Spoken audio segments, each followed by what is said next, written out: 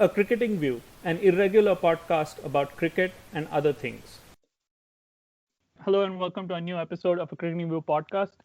Today's episode is a sort of a part two of a conversation I had last year with Daniel Norcross, Daisy Christodoulou, and Jonathan Wilson, who are members of a quiz team, but in less flippantly, Daniel Norcross works for Test Match Special, and Jonathan Wilson is acclaimed football writer, and Daisy Christodoulou is an acclaimed educationist who has recently started a Substack newsletter of her own titled "I Can't Stop Thinking About VAR." So this is a particularly good weekend to be discussing VAR and DRS with the two of them. Daniel is not here yet, but we'll start with the three of us.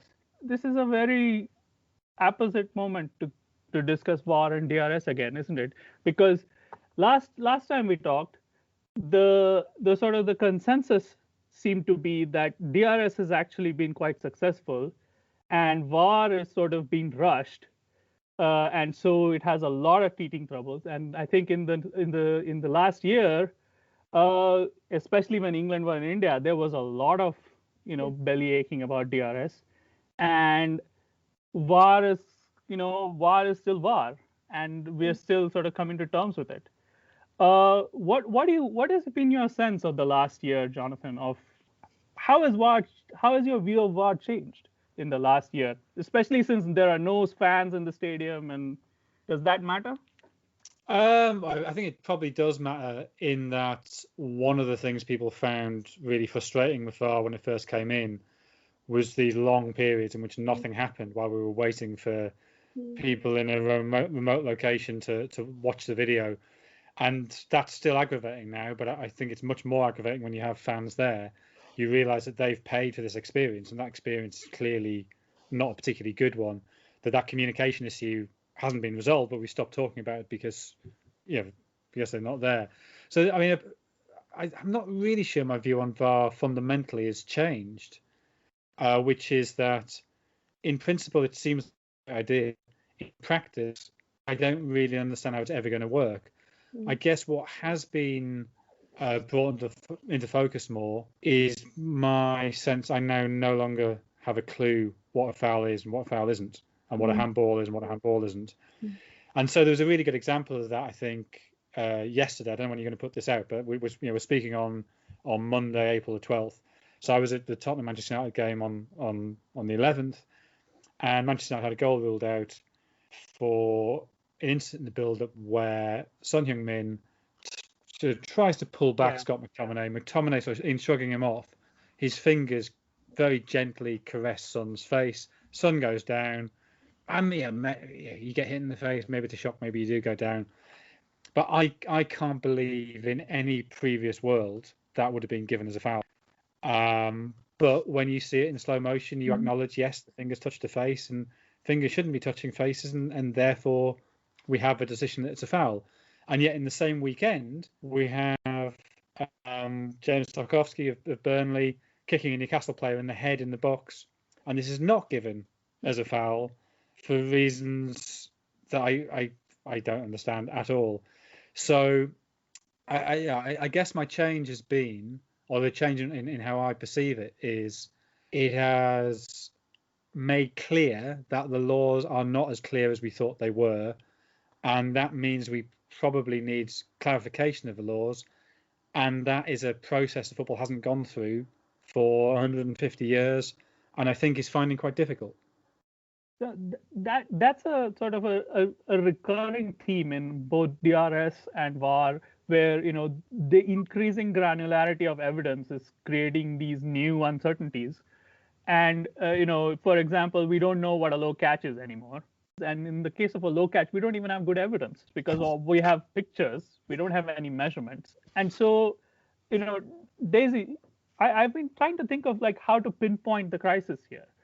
Because on the one hand, it seems to be an information paradox where you have more information, and so therefore you have more doubt. And on the other hand, you seem to have this on the side of the viewer, you seem to have these new pathologies, where you have increasingly commodified partisanship, where there's going to be a section of the fandom which is just not interested in achieving any clarity about any decision, except on parochial terms, right? And so there seem to be these sort of several disparate tensions at work. And I don't know, how do you think through that? Yeah, I think that's fascinating, and I think I agree with some of the things John has said, and I thought you bringing up the soft signals and the low catches is very similar to what John was saying about Scott McTominay brushing Son's head. There was a similar one, a West Ham match against Fulham. Thomas Soucek, kind of was just sort of moving in the box, and he's a tall guy and raised his arm, and his elbow, it did brush Alexander Mitrovic's face. Again, you cannot imagine ever, but pre-VAR, that would ever have been a red card. But again, you watch it on replay and you say, well, letter of the law, his elbow has touched his face, therefore that must be a red card. Now, it was given as a red, it was later rescinded, but it speaks to the point John's saying about how you watch these things in slow motion, you see things you weren't able to see. And there's a similar thing there with the low catches, that the more information you get, as you say, it's not resolving, it's increasing the doubt. And I think there's the other one I think about a lot as well was it was Danny Welbeck and Andy Robertson earlier this season, Liverpool-Brighton. And again, it was one of those, you watched it in slow-mo and you thought, oh, I guess Robertson has kind of lashed out a bit with his leg and he's caught Welbeck and maybe that should be a pen. But again, you cannot ever imagine it would have been given beforehand. So the question here for me is not about which decision was right or what should it have been. It's that whatever decision you think is right or wrong, the fact is, if you don't have slow motion replays, those decisions are never going to be given. Okay, yeah. Thomas Soucek is never getting sent off if there's a slow-mo replay.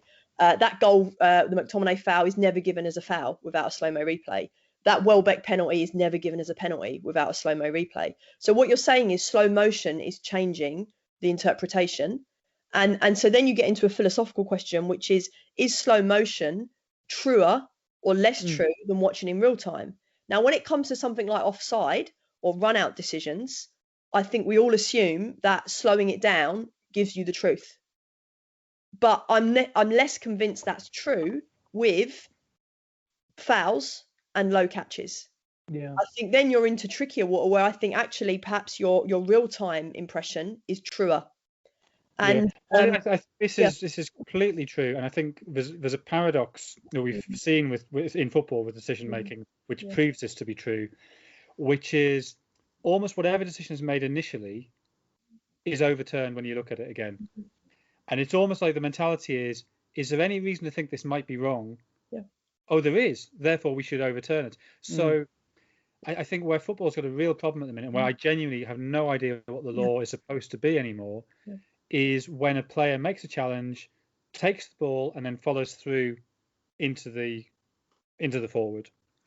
So the Danny Welbeck incident you're talking about is precisely that. Robertson touches the ball, and then follows through into Welbeck.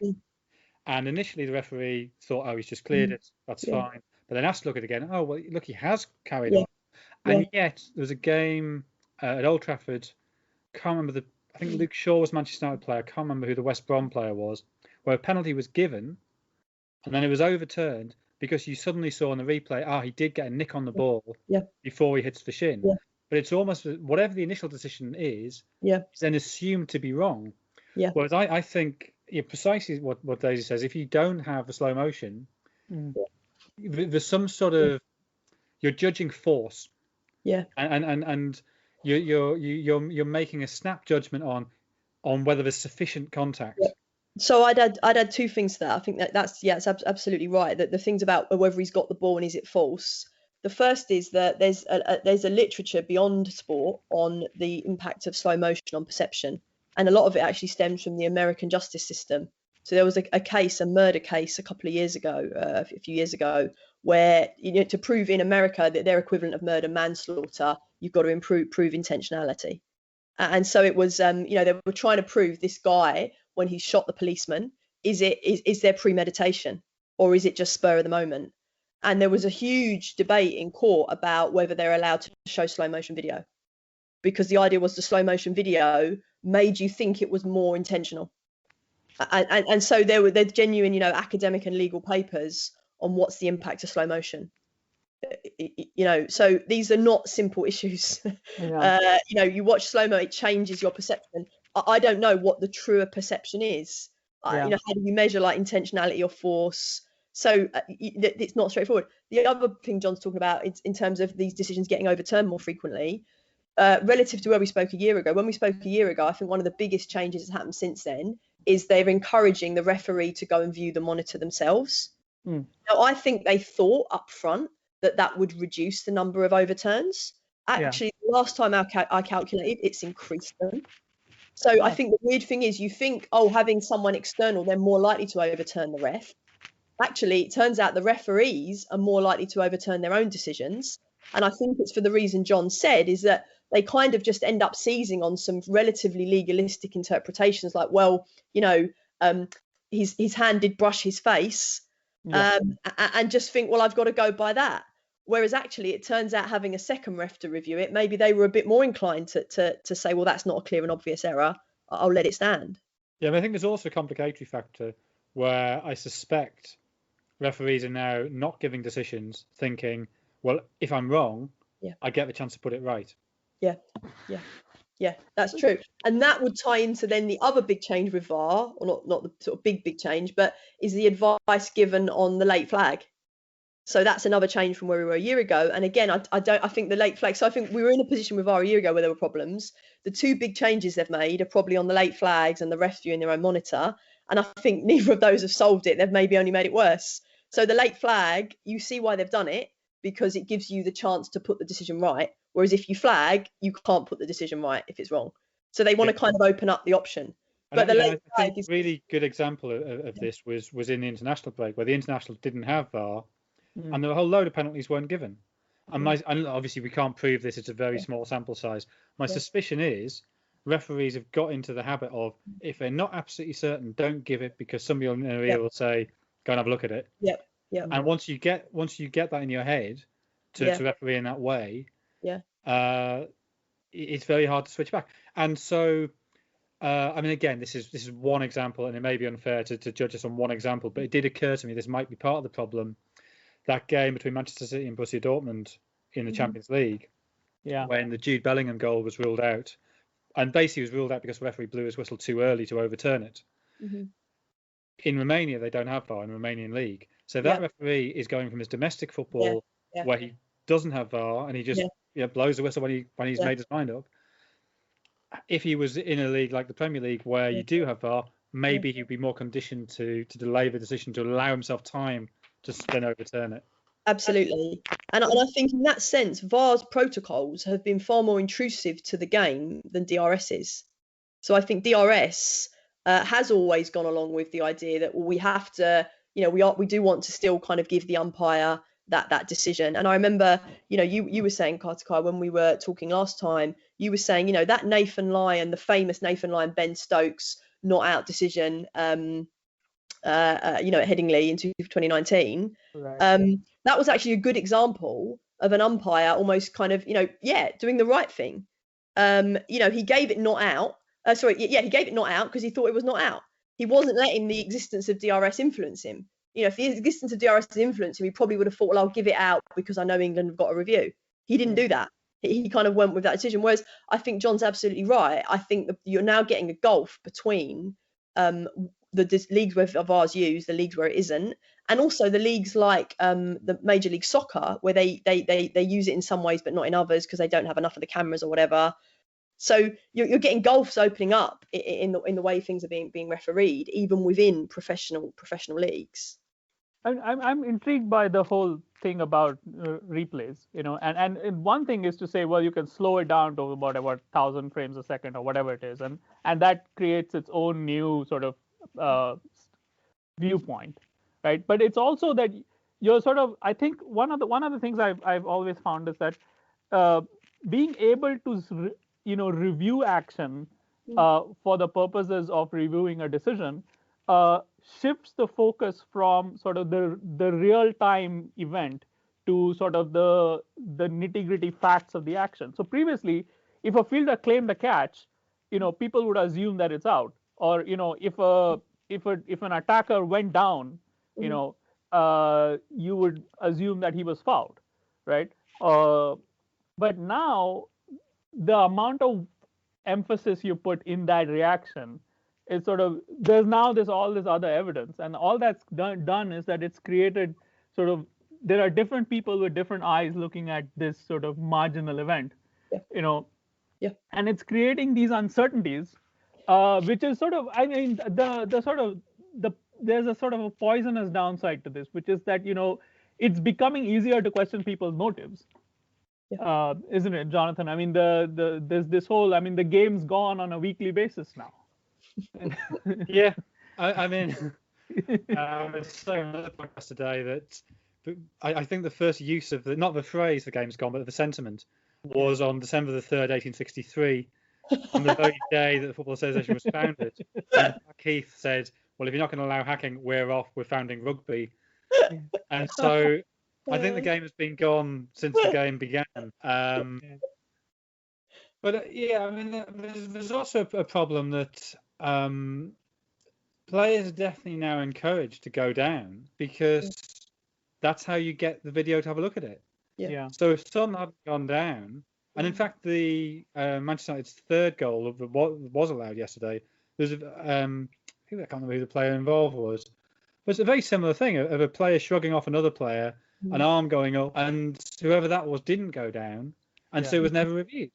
We saw who was it against? It was Phil Foden against Southampton, who was clearly caught by the keeper, by McCarthy, and it didn't go down. Tried to stay on his feet, and for some reason that wasn't reviewed when it was a blatant penalty. Given as a penalty anyway, it was obvious. Once he failed to gather the ball. Yeah. And surely we want players to try and keep going if they can, but there's no advantage in doing that anymore. And this is it. And this was what technology was being brought in. Everyone said, "Oh, it will stop that," because technology will almost make you see when a player's dived, so it will get rid of the diving. It will get rid of the people going down under minimal pressure. But actually, it hasn't. It feels like if you go down under minimal pressure and then you can see the review, it's more likely to be given. Whereas, as John said, if you stay on your feet, actually then you don't get the review. It's less likely to be given. So I would say again, where it works in cricket, I think probably the cricket, it has maybe not reduced frivolous appealing, but it exposes frivolous appealing. So I think actually DRS in cricket broadly has been good for the spirit of the game, because you do get moments where the players will appeal extravagantly and then decide actually we're not going to review that, and they look a bit foolish. So I think in cricket it has kind of contributed to that spirit of the game, whereas I think in football it hasn't. And I think it's as John's saying, it's contributing to players thinking I need to go down under the faintest of touches because that's how I'll get a review, that's how I get a penalty. I think again, last time I looked, the number of penalties this season in the Premier League is its highest rate ever. So again, I don't think it's not like there's been more fouls this season, that they are being given more frequently, and VAR has to be a factor in that. Is an infringement the defender's action, or is it the consequence? Does the consequence of the action come into it? See, that's a really interesting question, because the laws are really annoying on this subject. So it's an offence to trip or attempt to trip. Yeah. But it's not an offence to attempt to push. So pushing is judged on the consequences. Tripping is on the intent. So I don't know how on earth that ever came into the laws, but that is there in the laws. I think it should be on intent. I've always thought that in football, it fouls are a positional thing. So whether someone is committing a foul due to contact depends on the two players' relative location relative to the ball, right? I mean, so if one player clearly has the ball and the other one doesn't, then there's a certain amount of contact which is legal. But if both are it's a 50-50 ball, then more contact is legal, isn't it? I mean, so in a sense, the determination of whether or not there's been a foul takes place in the moment before the actual foul occurs, because that's when you decide who has the ball, like who's. So that's why you often see that when the defender is sort of pulling a guy back from behind, that's almost always whistled, because you're nowhere near the ball and the other guy is, right? It's his ball basically is the point. Right. So that's because in cricket we have a parallel thing, Daisy. This whole business of not offering a shot. There's a whole generation of batsmen who grew up starting out offering a shot and then at the last minute tucking their bat in behind the pad, but not withdrawing their glove. So it's not the same action as shouldering arms, right? Yeah. Because you're sort of hedging your bets and you're sort of, you're trying to make it as gray as possible. And there are umpires who don't rule that. And one side is going to think, oh well, that's definitely, he's definitely kicking it, and the other guy is saying, well, no, maybe he's trying to play a shot, and that's a matter of interpretation. And I find that sort of information is sort of a surfeit of information, and not just a surfeit of information, but a performance of a surfeit of information by repeated replays, with some commentator droning on in the background about the replays. Yeah. Is like it's just aggravating, and it is counterproductive, isn't it? I mean, that's something I did not anticipate with. So I think I said this last time, but I think where DRS. So I think the whole point of all this technology is we have this naive idea that it's just about getting more right decisions. It isn't. The technology changes the game. Yeah. The question is, does it change it for the better or the worse? Yeah. Now, I think I would still say, maybe I'm less certain than I was a year ago, but I'd still say in cricket it's changed it for the better. So I think DRS has changed the way the LBW rule is interpreted. And I think actually even before DRS was introduced, the existence of Hawkeye and umpires being able to see probably more balls were going on to hit the stumps than they thought. They were bolder in giving out LBW decisions. I think it's changed the way the rules interpreted. I think it's brought the off spinner into the game. And as I say, I think broadly speaking, most people think that's probably a good thing.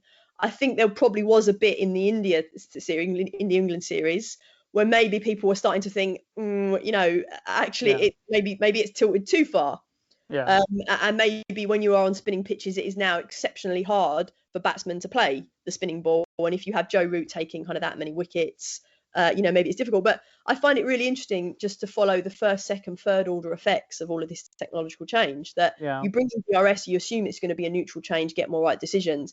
It's actually led to more LBW decisions being made. The finger spinner comes back into the game. Batsmen have to change the way they play spin. And you've probably also got into a situation where I think Mike Affam wrote very well like this, which is that the advice that older players can give to younger players, newer players coming through, it's not relevant anymore. Yeah. A lot of the sort of tried and trusted ways of playing spin, a lot of younger sort of test batsmen are going to turn around and go, well, that's just not, we can't do that anymore. Yeah. So, you have what you start off as thinking is a neutral change to get you more right decisions that ends up, really, really changing the kind of the fabric of the game. As I say, I'd still say on balance in cricket it's for the better, especially given most other changes in cricket have been, I think, batsman friendly. I think this is the one big change in cricket that's been bowler friendly. But it's it's still up for debate. Yeah. It's still, I think, not what was anticipated. Is VAR alienating at all, do you think, Jonathan? Yeah, I think it is. I think a lot of people. I don't know. Yeah, it is. But I also think that a lot of the people who've been writing recently about falling out of love with the game, it's an extraordinary coincidence how many of them are Liverpool fans. I think there may be other factors at play there.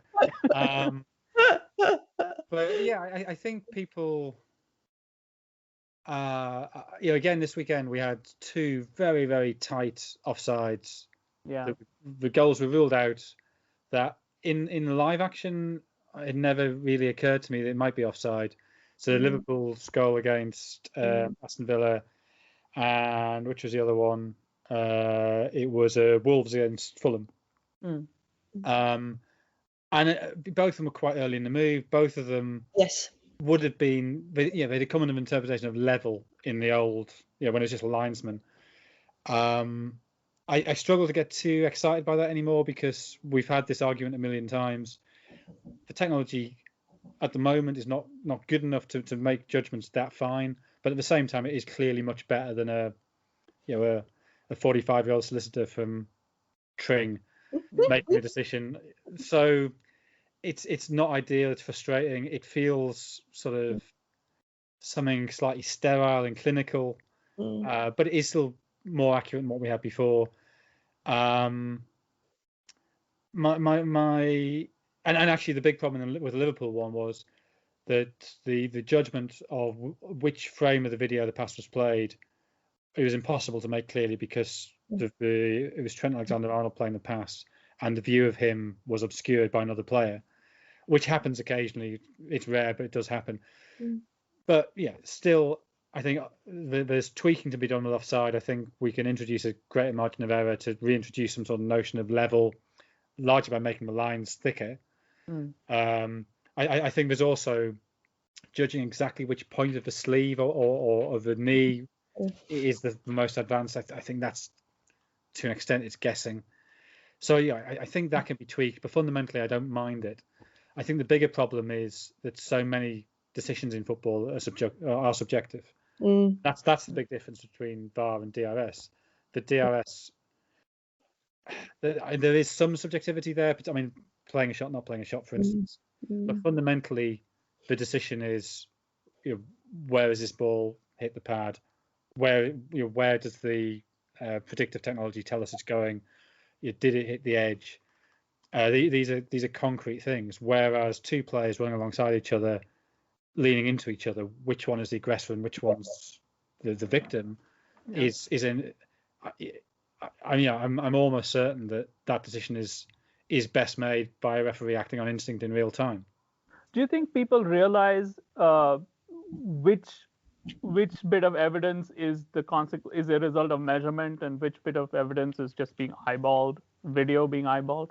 Yeah, that's been the big thing, hasn't it? That you've got this kind of very precise measurement of kind of whether a shirt sleeve is offside, but it's then a referee eyeballing it to decide kind of where to draw the line. Is that what they're doing? Because my guess is that they're basically drawing bounding boxes of players on both sides, and basically running and basically comparing the positions of the bounding boxes to see who's ahead. It seems to me that offside is actually measured, whereas the decisions about infringements are definitely eyeballs. It's the same difference between DRS for LBWs and DRS for low catches, because DRS for low catches is some sort of art criticism situation where you have to look at a picture and work out whether or not the ball touches the fingers under the ball. But no, but where the eyeball does come into it for offsides is in saying so the players are leaning forward with the arm, because the arm is there's some part of the arm somewhere near the shoulder. I mean, this is useless for the podcast. I'm pointing at my shoulder now. There is some point of the shoulder at which it ceases to be the shoulder and becomes the arm, and that is, I think, pretty subjective. And I guess the only equivalent in cricket is if a batsman playing a short ball, and is it the wristband of a glove or is it the forearm? Have a similar. It's touched it because we can see the spike, but whether it's the very bottom of the forearm or the very top of the wristband, I guess it could be a similar question. The other question with offsides, which again is part of the law that it never even occurred to me was unclear, is when a phase of play begins and ends. So you're only offside if a player on your team has played the pass. But when that pass is played, if it then deflects off a defensive player, there's now this huge confusion as to whether that is the defensive player playing a pass or whether it's just deflected off him. And what people seem to find really, really difficult to get in their heads is the decision should be when the first pass is made. That when you hit that pass, that's when you judge if it's offside, and only if there's a very, very clear break in that phase of play and the defender then kicks it quite deliberately and volitionally does that change. I have a great example of this, actually. Go on. I noticed it yesterday, which is there was a winger and he was sort of driving to the byline, and then he hit a early drive across the goal, and the defender on the front post defended it, and it just missed the front post and went out for a corner. But it could have gone in for an own goal. But the attacker who was behind him was in an offside position, right? So now the defender is getting involved because there's an attacker behind him. So the attacker is definitely interfering with play. But he's behind him and he can't see him. So does the own goal count or not? Yeah, that happened in the West Ham Fulham match earlier in the season. So I think you're absolutely right. I think it was the Fulham defender kind of had to play the ball because he knew the West Ham player was behind him. Now, I think that West Ham player was offside. Then another West Ham player scores, not the one who was offside, and it's given as on. Yeah. And you know, I felt sorry for Fulham there. I thought that was a tough call, and I think that also is one of these things that ties into the late flag as well. Yeah. You know, it's really tricky, and so I think John's right. I think the thing that's baffled me the most and been the most unexpected thing for me about offside is I always felt that judging these fouls would be difficult, as John said. Yeah. But I did think that VAR would work for offside. I really did. I thought it was. The thing is, the Villa Liverpool game on Saturday, there was a crossfield ball to a Liverpool player breaking down the left who was offside, and Matty Cash went for it, and they spent ages going backwards and forwards to see if a ball had flicked Matty Cash's shin as he jumped for it. It's completely irrelevant. Because he was only jumping for the ball because he knew there was a player behind him and he had to intercept it. But that player behind him was offside. Therefore, that's a free kick. Yeah. But you see, the thing is, back in the day, you would see that replay maybe once, and 90% of the viewers wouldn't even notice it. But now you're seeing it because offside is being determined on video. You're seeing it 50 times, and 60 other 90 people are noticing something and noticing a gray area, and often they have a point. And right, yeah. And but this brings the question, right? That if a decision is so marginal, should we be so upset about whichever way it goes? Because if it's marginal, it's obviously less wrong, whatever the referee decides, right? Then this is sort of against the whole sort of religion of fandom, I realize, but with the 50-50 ones is then fans get very aggrieved, and you've seen this in cricket with the LBW quite a bit. And I remember it was a big flashpoint in the 2013 England Ashes, but I think it flared up again in the recent India-Australia Test series, which is when one side feel the other side are getting all the 50-50s their way. So I think Tim Payne in the recent Australia-India series, I think there was a very thin HotSpot nick that Tim Payne was given out, and a very similar one for Shikhar Dhawan, someone like that, was given not out. And you had it back in the day, you still have it with the marginal of the umpire's call, that you have the same ball clipping the same amount of stump, and it's given out. If it's given out on field, it stays out, but if it's not given not out, it will stay not out. So I think then it comes back to that point John was saying about at the start, about James Tarkowski hits someone in the head, Scott McTominay flicks someone in the face. It's consistency is the problem. So this is the issue with saying, well, marginal calls, let them go whatever way you will. The issue then is consistency, and people will immediately say, well, I'm going to put together, and this is where you get the fandom again. People will put together 5 clips of very similar incidents and say, they've had all these different decisions. Where's the consistency? But I still think this situation is way, way preferable to, because these are tiny calls. I mean, I watched, when was it? The series when England won in Sri Lanka under Nasser. Was that 2001? Yeah. And you watch that, half the decisions are wrong. Half the people giving out weren't out. And a lot of them are kind of horrendously wrong. So a back pad catch given for something that's not within 6 inches of the glove or the bat. The back pads pre-DRS, you look at them and just think, don't you? And the other, and you see both sides. You're vociferous appealing. And you can see that umpires get worn down by that. Well, DRS has taken that out of the game completely. Not completely, but it's down by a massive percentage, and that can only be better for the game. The fact that our argument now is exactly what the margin of umpire's call should be. Yeah, these are things we wouldn't even have discussed 20 years ago because they'd have been close enough. We wouldn't have had a way of knowing if they were out or not. So we'd assume that the decision was right because it wasn't obviously wrong. It's absolutely a force for good for those reasons you say. Like you say, the back pads on spinning pitches were just crazy. But I just think VAR, the number of problems, I feel like it's creating more problems than it is solving at the minute. Do you think this is just like, a simmering thing which will calm down eventually? Or do you think something fundamental is going to change somewhere? Either the fans have to be educated or the laws have to be rewritten. So this is what John was saying earlier about fans not being in the ground. I think when fans come back, I don't think people have quite understood. I think there is a lot of resentment out there. I think there's a lot of anger. I think VAR, in a sense, has had it easy because for most of the time, actually, it's been operation. There haven't been fans. I think fans are going to come back and they're going to hate it. And the moment that will happen at some point is some angry fan is going to leap down from a stand, go over to the monitor and turn it over. It is going to happen. John, that will happen at some point, and I'm looking. I hope it does happen, but you heard it here first. John said it. When it happens, we play that again. But yeah, I think. I fear that prediction is going to come true. I think you're right. I think what we've seen from other sports with video technology is it gets better with time. So I think football, it will get better. Yeah, they're now talking about semi-automated offside decisions, which are, I think the quicker they are, the better.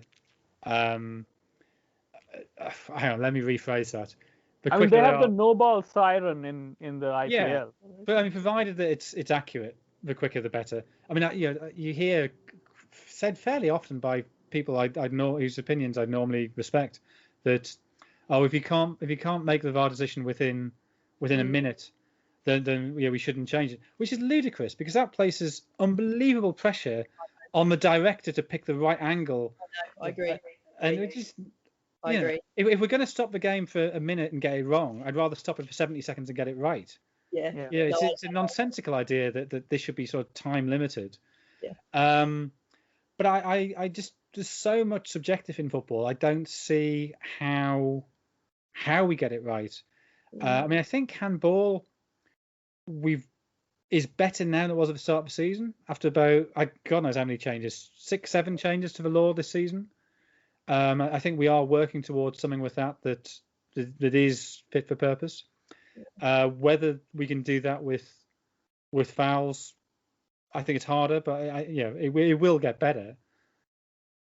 Because in football, especially, something I realized over the past few years is that there are sort of different ideologies among watching fans. There are the set of fans who espouse what I sort of uncharitably call the macho theory of football, which is everybody goes down too easy and this and that, and the foul is basically you have to kill the guy nearly to get a foul. If you don't, then he's just weak. And then there's the sort of the technocratic theory of watching the game, which is that the foul is the action, it's the technical infringement, right? And one of them is right, and one of them is wrong, but neither of them is going away. And that, it seems to me, suggests that your job, Jonathan, is basically impossible. My job? I all I have to do is talk about it. I don't have to kind of make any decisions. But who do you write for? Well, whoever will pay me. And I am up for offers if you're listening. There's also this is a huge issue with the televisation of sport, full stop. Yeah. And if you look at newspaper coverage of the tours by British teams to South America in the 1920s, which is what you spend weekends doing, John. Well, if you read my book Angels' Dirty Faces, you'll see I spent a lot of time sifting those newspapers for nuggets. And the focus very quickly during a tour becomes refereeing, because the laws were interpreted differently in South America to how they were interpreted in Europe. And this becomes a major flashpoint, certainly by the 66 World Cup, but I think even as early as 54. You can see that when South American teams played European teams, there was a huge fixation on, is the ref going to be South American? Is he going to be European? And there was a perception in '66 that the South American teams were cheated because proportionally there were more European referees than South American referees. I mean, things obviously are different now because it's a much more global game. So for when you have a South American nation playing a European nation, you'd have an African or an Asian referee or a North American referee. But when there was essentially only two continents playing football, that you'd have to have one from one or the other. But of course, part of the problem is nobody was able to compare these things, and even between league fixtures in England, wherever, there was no video evidence to say, well, this referee's doing this, but this referee's interpreting that entirely differently. So there was massive inconsistencies from game to game, and referees would interpret things as they saw fit, and you went along with whatever that referee happened to think. And I guess you got to know what that referee thought was a foul and what he thought wasn't a foul, what he'd let you get away with and what he wouldn't. And from the moment that football becomes a sort of mass televisual event, which I guess happens in England in 1964 when you get Match of the Day, but even that's showing two games. It's not showing every top flight game. It takes a long time, probably only the early 90s, when we start to get people really seriously comparing between different referees in the same league, and then between referees in different leagues, and trying to create some kind of uniformity. And it's clearly much more uniform now than it's ever been before. And yet you still hear commentators saying, "Oh well, that's you get away with that in the Premier League, but in the Champions League, that's always a yellow card." And to an extent, that is true. Yeah. You seem to be saying progress, not anarchy. Yeah, I mean, I think that probably is. I mean, part of me likes the idea that kind of an hour before kickoff, the captains meet the referee, and that referee goes, "Look, I really, really hate shirt pulling, so just don't do it, because if you do, I will show you a yellow card," which is how amateur sport still works, right? Yeah. You get to know the referees, and you get to know what they, what they're likely to penalise and what they're not. And I played hockey not to a good level, but to a league level. Yeah. And you knew the umpires, and you knew kind of, okay, this one, no back chat because he'll get the yellow card out straight away. This one, he's a bit softer. You can kind of try and put a bit of pressure on him. And everybody knew it, and everybody did it. So yeah, I think greater uniformity is better, but it's very, very hard to achieve. Yeah. And also as well is that, and this is a tension in all kinds of applications of law, is that the more you go to uniformity, the more you lose, or often you lose, the potential to apply kind of common sense. Yeah, I think that's what you've seen this season with football. That you're saying, well, we're going to apply this, and the handball iterations, which I think have been absurd. That you've said, right, okay, the start of the season it was, well, we're going to have blanket, it touches the hand in the area, it's a pen. You get uniformity, but you lose common sense. You lose the ability of a referee to say, well, look, hang on a minute, Eric Dyer has jumped there and there's nothing he could do. We can't possibly give a penalty for that.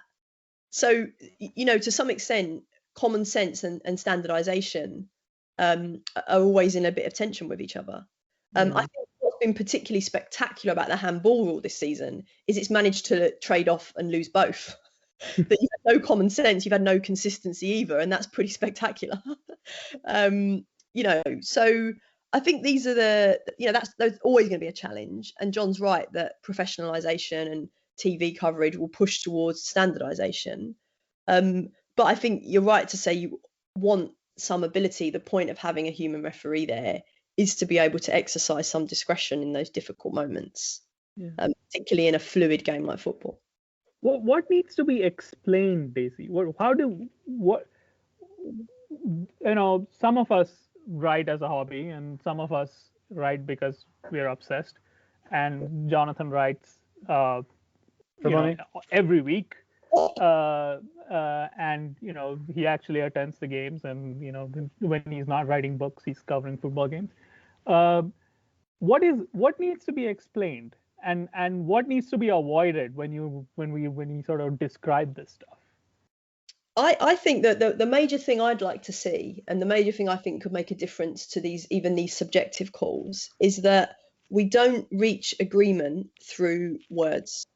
So I think one of the most frustrating things about the last sort of year or two with VAR is, endlessly kind of nitpicking over what does clear and obvious mean, or what does with force or with intent mean, or what is it, all of these things. You don't get agreement through picking on those words. You get agreement through exemplification.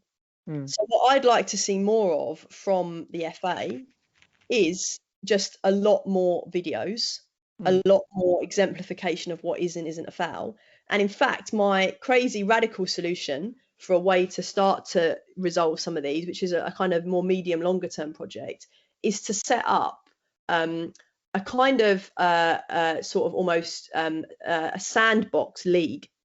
So a kind of maybe a youth league, maybe of players who have just been released from clubs, aged 18 to 21, where you would try out different types of rules, and you would see the impact they'd have, and they would all be televised, and you would be able to take exemplars from these games. And I think that would have a better chance of getting people to agree on what the rule change should be, what the rule should be, than constantly tweaking and fine-tuning and adding words. I think the handball rule, a couple of years ago, it was about 20 or 30 words long. Right now, you've added in all these bullets and sub-bullets, it's about 300 words long. And yet again, there's an academic literature on how you get a kind of agreement and consistency, and it's not with lots of words. So it is through the exemplification. So I'd like to see more of a focus on that from the FA. And I'd like to be fair to the FA, it's IFAB as much as the FA. That's true. That's absolutely right. Yeah, no. And one of the problems we've got is that the person in charge of this IFAB is David Ellery, who is a particularly fussy and annoying man. Yeah. No, and actually, I think, John, that's a really good point about IFAB as well, which is, you get the impression there's real tension between IFAB and the different leagues.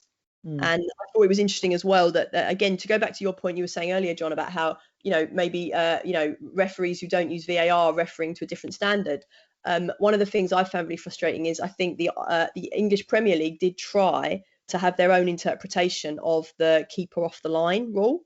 So they did try, I think, to say, well, actually, we're not going to have that rule where the refs, we're going to be very picky on that and review it. And I think IFAB stopped them, or they went back. They now have to use the IFAB protocol. So you have issues there where I think you get the impression that the Premier League / the FA are perhaps trying to get one interpretation, and IFAB kind of have another. And I'm not sure that's good for the game either, that you have these, kind of proliferation of sort of different protocols in different competitions. For some very, very unfortunate reason, I've been reading a little bit of Derrida recently. And Derrida has this thing about, we cannot announce our monsters. The moment you point to a monster, they become pets. And his point is that, the minute you point at something and you try to describe it, it ceases to be the thing it was before you started describing it. And it seems to me that, all evidence is generative rather than, descriptive. And this is, it seems to me, extremely vexing for everybody concerned. We seem to sort of, this is true, but it also makes us extremely uncomfortable. And I think Jonathan is right. I think that, things are better than they used to be. And at any rate, without all this machinery, we couldn't survive with today's evidence some of the things that went on before. I mean, there's no way Steve Buckner gets away with that test match today. With today's BCCI, with the money and clout it has, he'd never work in cricket again. I don't know, I'm kidding. But I mean, I'm imagining all these monstrous things happening now if we survive, if we didn't have all this machinery. So I'm wondering, Jonathan, what is the machinery? I mean, is the machinery inevitable in a sense? And it's not even about whether it's getting better or not. Is it just sort of a part of an equilibrium which is self-correcting? Yeah, I mean, we're not going to get rid of VAR. No. Like, now we've taken a step down that road. There is a whole set of writers who say, well, let's just put it back in the box and make it go away. Yeah, but I mean that just will not happen. Too many people invested too much in it, and you know exactly what would happen. And we saw it in the international break when there wasn't VAR, and suddenly people are complaining. Ireland were denied a clear penalty away in Serbia. Had they scored that, I think they'd have gone 2-1 up, and then maybe they'd have won that game, and maybe the pressure on Stephen Kenny wouldn't be as intense as it is. Maybe they wouldn't have lost to Luxembourg in the next game, and maybe they'd be considering qualifying for the World Cup rather than picking themselves up from the lowest point in Irish history. So I don't think there's any possibility of a backward step, barring some massive economic collapse, so we can no longer afford the electricity to run it or whatever, because it is expensive. I mean, that's the other issue, and that's a problem because it's yet another disadvantage for smaller leagues that they either have to stump up, find this cash from somewhere, or they have to accept the in another really obvious way sort of a devalued product. But the point Daisy makes about the Sandbox League is what should have happened right at the start. Yes. It just wasn't tested sufficiently. Yeah. And even though English football had seen the problems in Germany and in Italy, where VAR had been introduced a year earlier, they still seemed completely taken aback and surprised by having exactly the same problems as we'd seen there. And so I think, for whatever reason, there was this sort of clamour just before the 2018 World Cup to have VAR. He was brought in for the World Cup, and I was utterly opposed to it then. And to my surprise, it actually worked pretty well in the World Cup. Although what I would say is, we saw even there the problems with handballs that it causes. That Portugal got a penalty against Iran for a handball, which the guy just couldn't see it, and the ball comes over somebody's head and rolls down his arm. Just there's no. It has hit his arm, but there's been no attempt to commit a foul. And then again in the final, the penalty that France got for the handball by Perisic, which was a throw in from the right, which was flicked on, 4 feet from him. He had no chance to react. If he'd been able to react quick enough to stop that with his hand, he'd be the greatest goalkeeper in the history of the game. But he didn't. He was just standing there and the ball hit his arm. And that's a decision which can change the whole course of a World Cup final. Yeah. Which just sort of, it felt really sour. It felt really wrong. That we created this, 155 at that point years of football history had somehow we'd ignored all the lessons of tactics, all the lessons of technique, everything we'd learned, and we created this randomizer where you kick a ball in the box. And the Irish journalist Ken Early took to calling handballs penalty worms, but there was a certain number of penalty worms in the box, and if a ball hit one of the penalty worms, you got a penalty for it. and it was nothing to do with any skill or anything to do with that. It was just a random factor. If you put the ball in the box, it might hit a penalty worm, and you might get this 75% chance to score a goal. And that happened for France in the final. And so Croatia may never get to another World Cup final.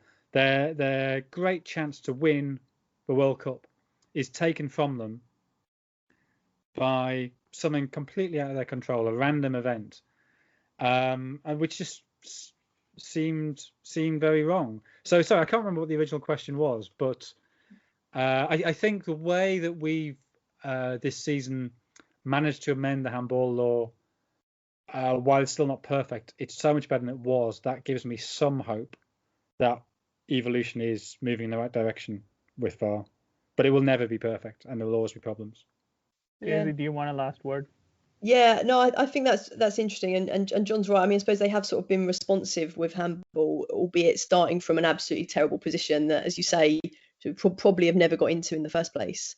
And I think that the wider issues probably are to do with the governance of the game. I think, and some of this football is paying for being late to technology. So it just set its face against technology for so long. I feel like now we're all in a rush, and it's having to deal with a lot of very, very big problems, which perhaps if it had brought them in slower, it might have been able to manage some of those. And I think for once you can say cricket it's been ahead of the curve, and has probably brought things in and been able to test and see and iterate. Whereas I think football is now having to really work through some big issues. So I think when the fans come back, I think that's going to be a crisis point, and I think we'll have to see some faster moves on it there, because I think, as John said, it could rapidly get very ugly. Well, on that thoughtful note, thank you to both of you and to Daniel in absentia for making this possible, even though he's not here today. We should do this again sometime when something new happens in VAR. I mean, I'm going to leave you with just a last thought about standardization, which is that my sense has always been that the basic problem for football, which so far was not really the case for cricket, is that football has so many different jurisdictions. Every tournament has its own jurisdiction. Every league has its own jurisdiction. And cricket had one, which was basically the ICC running things. But now in cricket, things are going in the other direction. The IPL is now writing its own rules. They've got rid of the soft signal and this and that. And that sort of fragmentation, the effects of that sort of fragmentation are, on the one hand, it's going to create these, de facto sandboxes that you guys are talking about. On the other hand, those are like real games with real consequences. Those are not toy situations. We're sort of in this situation with adjudication whereby we have more information, we have more evidence, and we don't really know what to do with it all of the time. And that sort of seems to create interesting anxieties. So thank you. Thank you. Thank you.